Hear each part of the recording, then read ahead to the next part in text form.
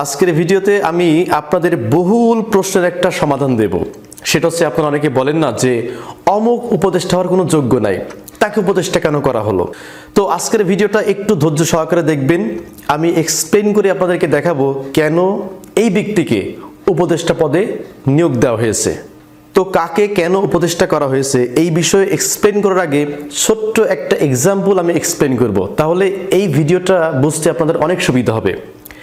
ধরেন আপনি কোনো একটা এলাকায় একটা 10তলা বিল্ডিং করবেন। তো আপনি যে এলাকায় 10তলা একটা বিল্ডিং করবেন, সেই এলাকায় যত আতিনেতার পাতিনেতা আছে সবাই আপনার কাছে আসবে, এসে বলবে যে ভাই আপনি 10তলা বিল্ডিং করছেন, দেন আমাদের কিছু দেন, চাঁদা চাবে। তো আপনি যদি সিস্টেম করে ওই এলাকায় মানে এই আতিনেতা পাতিনেতার আব্বাকিটা তাকে যদি আপনি খুঁজে বের করতে পারেন, এরপর তাদের ওই আব্বাকে ম্যানেজ করতে পারেন, বিশ্বাস করেন আপনার আর কাউকে কিন্তু চাঁদা দেওয়া লাগবে না। তো এই যে আমরা বলি রাম বাম শাহবাগী, যারা কথায় কথায় সরকারের বিরুদ্ধে আন্দোলন করে, যাদেরকে বলা হয় শিল্পী গোষ্ঠী, তো যারা হচ্ছে শিল্পী গোষ্ঠী, এই শিল্পী গোষ্ঠী যাতে করে রাস্তায় নেমে না আসে, এই শিল্পী গোষ্ঠীদের একজন আব্বা আছে। এই আব্বার নাম হচ্ছে মোস্তফা সরোয়ার ফারুকী। তিনি সাংস্কৃতিক জগতে যত রাম বাম এই যে উদিসি সংগঠন বলেন আর যেটাই বলেন না কেন শিল্পী গোষ্ঠীর মধ্যে সবাই কিন্তু এই মোস্তফা সরোয়ার ফারুকীকে আব্বা মনে করে, এবং মোস্তফা সরোয়ার ফারুকী খুব সহজেই এই সমস্ত রাম বামদেরকে কন্ট্রোল করতে পারবে।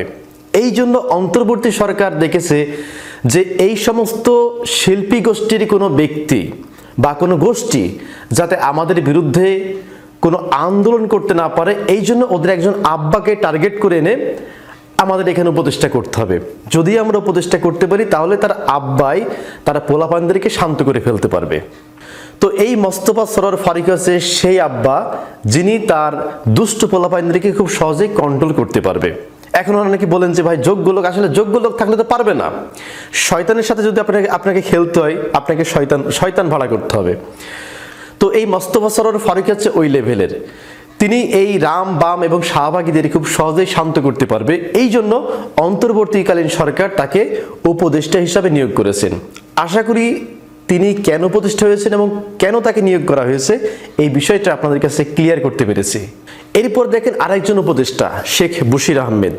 এই শেখ বশির আহমেদ তিনি কর্পোরেট জগতের একজন সাইলেন্ট কিলার। এই শেখ বশির আহমেদ তিনি কর্পোরেট জগতের একজন মাফিয়া। যারা বিজনেস করে আপনারা অনেকে জানেন যে সরকারকে ম্যানিপুলেট করে কিন্তু এই কর্পোরেট বিজনেস যারা করে, অর্থাৎ বিজনেসম্যান, এই বিজনেসম্যানদেরকে আগে কিন্তু কন্ট্রোল করতে হবে।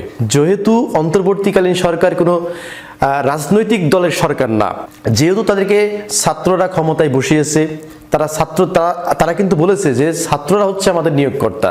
তো সুতরাং যেহেতু তাদের শক্ত কোনো রাজনৈতিক ব্যাকগ্রাউন্ড না, এই জন্য কর্পোরেট লেভেলের লোকদের সঙ্গে তারা কিন্তু খেলে উঠতে পারবে না। কর্পোরেট লেভেলের লোকদের সাথে খেলতে হলে লাগবে একজন কর্পোরেট মাফিয়া। তাকে যদি আনা যায় তাহলে পরে ওই কর্পোরেট লেভেলে যারা অন্য মাফিয়া আছে তাদেরকে খুব সহজে দমিয়ে ফেলা যাবে। এই শেখ বশির আহমেদ একজন সেই লেভেলের কর্পোরেট মাফিয়া, অর্থাৎ তিনি এর আগে জানেন যে তিনি একজন আওয়ামী লীগ নেতা হিসাবে কিন্তু তিনি পরিচিত। তো এরপরে ওই যে কর্পোরেট লেভেলে আওয়ামী মনোঘরণা যারা আছে, ওখানে যারা এই সরকারের বিরুদ্ধে ষড়যন্ত্র করতে চায়, এই সরকারকে নামিয়ে ফেলতে চায়, তাদেরকে শায়েস্তা করার জন্য বা তাদেরকে কন্ট্রোল করার জন্য শেখ বশির আহমেদকে অনেক প্রয়োজন এই অন্তর্বর্তীকালীন সরকারের। এই জন্য ওই সমস্ত কর্পোরেট লেভেল থেকে অন্তর্বর্তীকালীন সরকার খুঁজে খুঁজে শেখ বশির আহমেদকেই উপদেষ্টা পদে আসীন করেছেন, যাতে করে ওই কর্পোরেট লেভেলের হুমকি থেকে এই সরকার নিস্তার পেতে পারে। তো আশা করি এবার বুঝতে পেরেছেন যে শেখ বশির আহমেদ কেন তাকে উপদেষ্টা করা হয়েছে। এরপরে দেখেন আদিলুর রহমান খান। আদিলুর রহমান খান তিনি একজন মানবাধিকার কর্মী। তাকেও যে কারণে আনা হয়েছে আপনারা হয়তো সকলে বুঝতে পেরেছেন যে একটি সরকারের বিরুদ্ধে সবচাইতে প্রথমে প্রতিবাদ তোলে মানবাধিকার কর্মীরা। কোথায় মানবাধিকার লঙ্ঘন হচ্ছে, কোথায় কি হচ্ছে, এই বিষয়ে মানবাধিকার কর্মীরা কিন্তু সর্বপ্রথম তারা কিন্তু সোচ্চার থাকে। সরকার চাইলেও তাদেরকে কিন্তু ঠেকাতে পারবে না যদি এই মানবাধিকার কর্মীদের একজন আব্বা না থাকে, মানে ফাদার না থাকে। এই আদিলুর রহমান খান হচ্ছে তাদের একজন ফাদার। অর্থাৎ বাংলাদেশে এমন কোনো মানবাধিকার কর্মী নেই যিনি আদিলুর রহমান কে ওভারটেক করে বা আদিলুর রহমানকে গুনে না, এরকম সংগঠন নাই। তো সুতরাং সমস্ত মানবাধিকার সংগঠনগুলা যাতে ইউনূস সরকারের বিরুদ্ধে কোনো কথা বলতে না পারে, ইউনূস সরকারের বিরুদ্ধে কোনো প্রতিবাদন করতে না পারে, ইউনূস সরকারের বিরুদ্ধে কোনো মিথ্যা প্রোপাগান্ডা চালাতে না পারে, এই জন্য ওই মানবাধিকার সংগঠনের একজন শীর্ষ পর্যায়ের ফাদার, যাকে আমরা খুব সহজে বলতে পারি আব্বা, ওইরকম একজন আব্বাকে এই ইউনূস সরকার তার অন্তর্বর্তীকালীন সরকারে উপদেষ্টা বানিয়েছেন। সুতরাং তাহলে পরে মানবাধিকার কর্মী থেকে কোনো রকমের হুমকি ধামকি এই অন্তর্বর্তীকালীন সরকারের দিকে কিন্তু আসবে না, কারণ এইটা সামাল দেওয়ার জন্য আমাদের আদিলুর রহমান খানি কিন্তু যথেষ্ট। তিনি সমস্ত মানবাধিকার সংগঠনগুলো কিভাবে হ্যান্ডেল করতে হয় এটা তিনি খুব ভালো করেই কিন্তু জানে, এই জন্য তাকে উপদেষ্টা করা হয়েছে। বিষয়টা আশা করি বুঝতে পেরেছেন। এরপরে দেখেন সুপ্রদীপ চাকমা। সুপ্রদীপ চাকমাকে উপদেষ্টা করা হয়েছে চট্টগ্রাম নিয়ে। আমাদের বাংলাদেশে যে সরকারি ক্ষমতা আসুক একটা মাথা ব্যথা থাকে, কারণ ওখানকার কিন্তু কোনো প্রতিনিধি নাই যে ওদেরকে সামাল দিবে বা ওদেরকে শান্ত করবে। কিন্তু অন্তর্বর্তীকালীন সরকার অত্যন্ত ঠান্ডা মাথার মানুষ। অনেকেই যে গোলাম মাওলা রনি একটা কথা বলছিল যে ডক্টর মোহাম্মদ ইউনূস রাজনীতির রও বোঝে না। গোলাম মাওলা রনি হয়তো এটা জানে না যে ইউনূস ইন্টারন্যাশনাল খেলোয়াড়। তিনি খুব ভালো করে জানে যে আমরা সরকার গঠন করার পরে কোনো বিরোধী শক্তি বা যে কোনো অপশক্তি এই চট্টগ্রামকে অস্থিতিশীল করে সেখানকার মানুষজনকে আমাদের বিরুদ্ধে খেপিয়ে তুলতে পারে। এমন হতে পারে তাদেরকে সামাল দেওয়ার ক্ষমতা আমাদের নাও থাকতে পারে। এই জন্য সেখান থেকে একজন প্রতিনিধি আমাদের এই সরকারের জায়গা দিতে হবে, যে ওই চট্টগ্রামের যে ব্যাপারটা, আদিবাসীদের যে ব্যাপারটা তিনি হ্যান্ডেল করবে। ঠিক সুপ্রদীপ চাকমা। চট্টগ্রামের যে সমস্ত আদিবাসী আছে সবাই এই সুপ্রদীপ চাকমাকে ড্যাডি বলে সম্বোধন করে। তাদের বাপ হচ্ছে এই সুপ্রদীপ চাকমা। তারা যে কোনো আন্দোলন, যে কোনো একটা প্রোগ্রাম করতে হলে পারে এই সুপ্রদীপ চাকমাকে জানিয়ে কিন্তু করা লাগবে, একা একা কিন্তু করতে পারবে না। তো সুতরাং সরকার এই দিকটা খুব ভালো করে চিন্তা ভাবনা করেছে যে আদিবাসীদেরকে হ্যান্ডেল করতে হলে আদিবাসীদের ভিতর থেকে একজন আব্বা দরকার, আর সেই আব্বা হচ্ছে এই সুপ্রদীপ চাকমা। যার ফলে অন্তর্বর্তীকালীন সরকার একেবারে নাকে তেল দিয়ে ঘুমাতে পারবে যে আদিবাসীরা এই সরকারকে কোনো রকমের ডিস্টার্ব করবে না, কারণ এর নিশ্চয়তা দিয়েছেন এই সুপ্রদীপ চাকমা। তো আশা করি সুপ্রদীপ চাকমা কেন উপদেষ্টা হয়েছেন এই বিষয়টা এখন বুঝতে পেরেছেন। এরপর দেখেন আফম খালিদ হাসান।